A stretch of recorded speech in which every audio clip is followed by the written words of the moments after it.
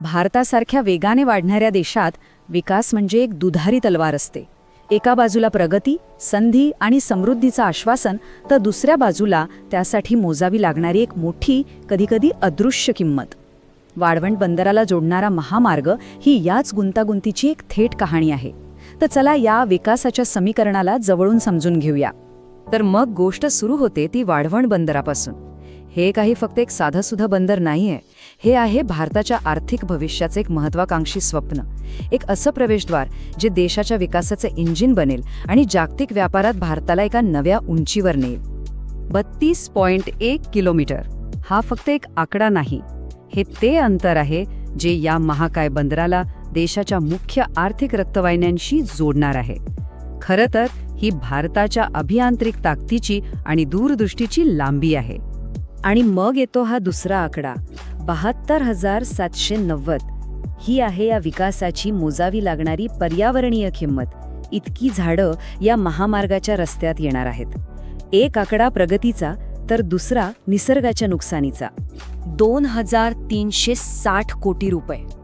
विचार करा, ही फक्त एका महामार्गासाठी गुंतवलेली रक्कम आहे. हा आकडा आपल्याला या प्रकल्पाची भव्यता आणि त्यामागे असलेलं आर्थिक पाठबळ किती मोठं आहे याची जाणीव करून देतो. आणि हाच तो प्रश्न आहे जो आपल्याला मुळापर्यंत घेऊन जातो.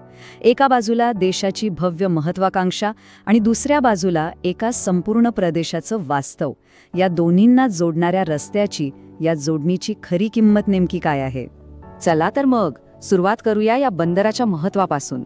वाळवंट बंदर इतकं गरजेचं का आहे आणि त्यासाठी एवढ्या मोठ्या पायाभूत सुविधांची उभारणी का केली जात आहे हे आधी समजून घेऊ. तर बघा, हा प्रकल्प जवाहरलाल नेहरू पोर्ट अथॉरिटी म्हणजेच JNPA आणि महाराष्ट्र सागरी मंडळाने मिळून हाती घेतला आहे. याचं उद्दिष्ट आहे भारताचं सर्वात मोठा बंदर बनण्याचं. याची रचना अशा प्रकारे केली आहे की जगातली मोठ्यात मोठी मालवाहू जहाजं इथे थांबू शकतील, ज्यामुळे आपल्या आंतरराष्ट्रीय व्यापाराला एक मोठी चालना मिळेल. पण याचं खरं महत्त्व आहे ते उत्तर आणि मध्य भारताच्या औद्योगिक पट्ट्याला थेट समुद्राशी जोडण्यात. आता वळूया त्या महामार्गाकडे, जी या बंदराची खरी जीवनवाहिनी ठरणार आहे. एक अशी धमनी जी या बंदरातनं होणाऱ्या व्यापाराला संपूर्ण देशात पोचवेल. या महामार्गाची रचना पाहिली तर ती खरंच एक अभियांत्रिकी आश्चर्य आहे. हा 32 किलोमीटरचा एक्सप्रेसवे बंदराला थेट नॅशनल हायवे 48शी जोडेल. अवघड डोंगर रांगांमधून मार्ग काढण्यासाठी यात 800 मीटरचे दुहेरी बोगदे असतील. एवढ्याच नाही तर वाहतूक सुरळीत राहावी यासाठी पूल, उड्डाणपूल आणि अंडरपासचे एक मोठं जाळं विणलं जाईल. आणि सगळ्यात महत्त्वाचं, हा विचार भविष्याचा आहे.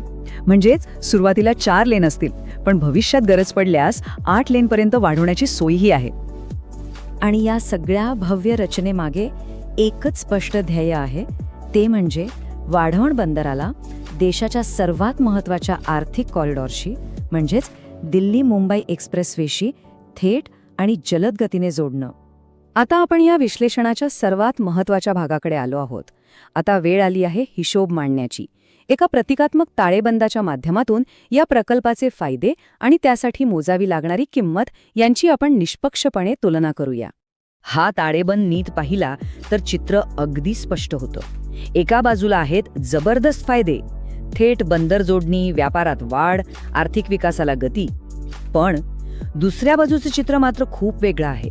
72,790 झाडं तोडली जाणार आहेत, 21 तलाव नष्ट होणार आहेत, 209 विहिरींवर परिणाम होणार आहे.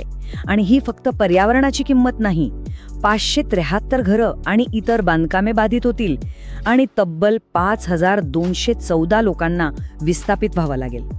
हे फक्त आकडे नाहीत. या प्रत्येक आकड्यामागे एक कुटुंब आहे, एक घर आहे, एक आयुष्य आहे. चला आता जमिनीवरचं वास्तव पाहूया की पालघर आणि डहाणूमध्ये या प्रकल्पाचा नक्की काय परिणाम होतो आहे. पालघर जिल्ह्याची खरी ओळख म्हणजे इथली लोकसंख्या. इथे मोठ्या संख्येने आदिवासी समुदाय, शेतकरी आणि मच्छीमार राहतात. या लोकांचं जमिनीशी, समुद्राशी असलेलं नातं हे काही वर्षांचं नाहीये, ते पिढ्यानपिढ्यांचं आहे. आणि हा प्रकल्प थेट ह्याच लोकांच्या जीवनावर आणि त्यांच्या रोजगारावर परिणाम करतो आहे. या महामार्गासाठी एकूण किती जमीन संपादित केली जाणार आहे तर 244.18 हेक्टर विचार करा किती मोठा भूभाग या प्रकल्पाखाली येणार आहे. वाणगाव, घोळ, कोल्हण ही फक्त गावांची नावं नाहीत. ही ती ठिकाणं आहेत जिथे लोकांची घरं आहेत, शेती आहे आणि याच गावांचं भविष्य आता या प्रकल्पामुळे कायमचं बदलणार आहे. आणि इथे एक गोष्ट आपण लक्षात ठेवली पाहिजे. या महामार्गाला होणारा विरोध हा एकटा नाही. या संपूर्ण परिसरात वाढवण बंदरालाच आधीपासून तीव्र स्थानिक विरोध आहे आणि हा नवीन महामार्ग त्या जुन्या संघर्षाला आणखी तीव्र करतो आहे. मग आता पुढे काय? या तिढ्यातून मार्ग कसा निघणार? चला आता आपल्या विश्लेषणाच्या अंतिम टप्प्यात पाहूया की सरकारचे उपाय काय आहेत, त्यावर लोकांची प्रतिक्रिया काय आहे आणि या प्रदेशाचं भविष्य कोणत्या दिशेने जात आहे. इथला संघर्ष अगदी दोन टोकांचा आहे. एकीकडे सरकार बाधित लोकांसाठी 197 कोटी रुपयांच्या नुकसान भरपाईची योजना देत आहे, तर दुसरीकडे स्थानिक लोक या संपूर्ण प्रकल्पाच्या गरजेवरच एक मूलभूत सवाल उभा करत आहेत. आणि हाच त्यांच्या विरोधाचा मुख्य मुद्दा आहे. त्यांचं म्हणणं अगदी साधं आहे की जर बंदराला मोठ्या महामार्गांशी जोडणारे रस्ते आधीच आहेत, तर मग एवढं मोठं पर्यावरणीय आणि सामाजिक नुकसान करून हा नवीन महामार्ग बांधायची गरजच काय आहे. आणि म्हणूनच हा संघर्ष फक्त पालघर किंवा डहाणूपुरता मर्यादित राहत नाही. तो एक मोठा प्रश्न निर्माण करतो की 21व्या शतकात भारताला नक्की कोणत्या प्रकारचा विकास हवा आहे. जाता जाता हे आकडे पुन्हा एकदा पाहूया. 5214 नागरिक प्रभावित होणार आहेत, 573 घरांवर परिणाम होणार आहे. हे आकडे आपल्याला या विकासाच्या मानवी किमतीची पुन्हा एकदा आठवण करून देतात. आणि शेवटी हाच प्रश्न उरतो. भारत भविष्याची उभारणी करत असताना या प्रगतीची खरी किंमत कशी ठरवणार आहे? विकास आणि विस्थापन, प्रगती आणि पर्यावरण यामधला समतोल कसा साधणार? याच प्रश्नांच्या उत्तरांमध्ये आपल्या देशाचं भविष्य दडलेलं आहे.